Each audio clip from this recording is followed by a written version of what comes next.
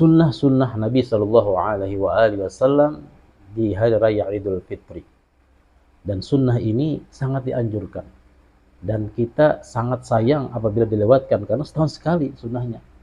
Bukan seminggu sekali, bukan sebulan sekali, setahun sekali. Dan umur kita belum tentu tahun akan datang bisa ketemu lagi. Mudahan kita panjang umur, ketemu lagi. Yang pertama, mandi. Dengan niat mandi sunat hari raya Idul Fitri. Yang kedua, berhias-hias. Pokoknya kita berhias sebaik-baiknya. Bahkan di dalam riwayat Ibnu Khuzaimah, Jabir radhiyallahu anhu meriwayatkan, kana lin nabiy sallallahu alaihi wa alihi wasallam jubbatun yalbasuha lil 'idain. Coba perhatikan. Jubbatun yalbasuha lil 'idain. Bahwa Nabi sallallahu alaihi wasallam, kata Jabir, mempunyai jubah khusus spesial yang beliau pakai hanya Pak lil 'idain, 2 hari raya. Ini menunjukkan betapa Nabi SAW menyimpan pakaian itu dan beliau pakai khusus 2 hari raya itu.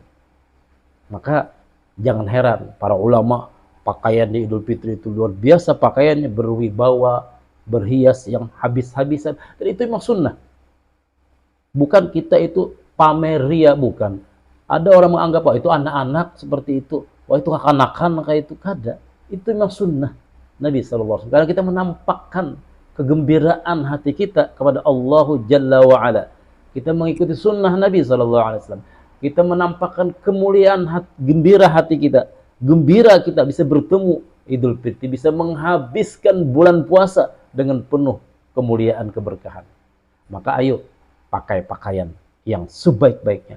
Bahkan di dalam kitab Nihayatul Zain, kalau kita hari Jumat sunnah baju putih, jadi seandainya 2 pakaian, ini ada yang baru, ini ada yang putih, yang baru tidak putih, yang putih pakaian lama, maka sunnah memakai putih.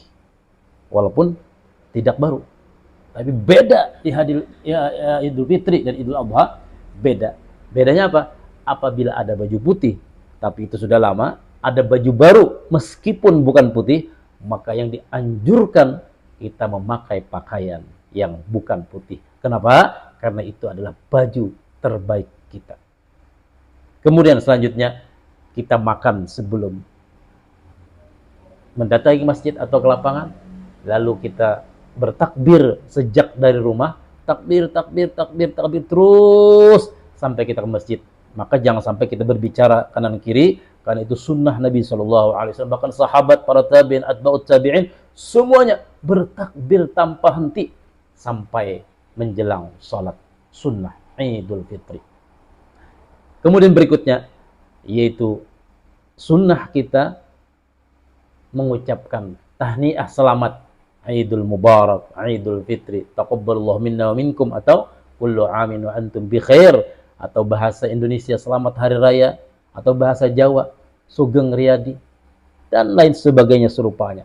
Itu sunnah. Bahkan Imam Ahmad bin Hanbal mengatakan itu sunnah yang khusus di hari raya. Bahkan kalau bisa kita WA, kita bikin status selamat hari raya Idul Fitri. Itu sunnah, bukan sesuatu yang diada-adakan. Kemudian apa? Berjalan kaki. Nah, ini penting. Sunnah kita berjalan kaki. Jadi walaupun kita jauh jaraknya, carilah yang terdekat. Supaya apa? Karena kita bisa mengamalkan sunnah Nabi kaki. Mengapa? Karena kaki ini akan menjadi saksi banyak rumput yang kita lewati, banyak semut yang kita langkahi. Nah, inilah yang dikatakan dalam Al-Quran, yauma idzin tuhadditsu akhbaraha. Pada hari itu bumi akan bersaksi nanti di hari kiamat. Kada wa kada hari ini. Nah, ini sunnahnya. Jadi setahun sekali, kita sayang sekali kalau tidak jalan kaki. Pilihlah masjid yang terdekat, meskipun itu tidak megah, karena supaya kita bisa mengamalkan jalan kaki. Bayangkan, Nabi jalan kaki, padahal ada onta, ada kuda, Nabi jalan kaki, para sahabat jalan kaki. Setahun sekali kita gunakan kaki ini. Dan yang kedua, sunnah jalan kaki itu adalah berbeda jalannya. Jadi kalau kita jalan kanan, baliknya jalan kiri. Jangan itu aja. Mengapa? Karena semakin banyak yang akan menjadi saksi nanti. Lalu berikutnya, kita dianjurkan menghidupkan malam Idul Fitri. Jadi besok Idul Fitri, malamnya kita hidupkan. Kalau bisa tidak tidur, tapi diisi dengan ibadat. Bukan tidak tidur itu begadang tanpa ada kebaikan. Nah, minimal kita salat Isya berjamaah, subuh berjamaah, kata para ulama. Barakallahu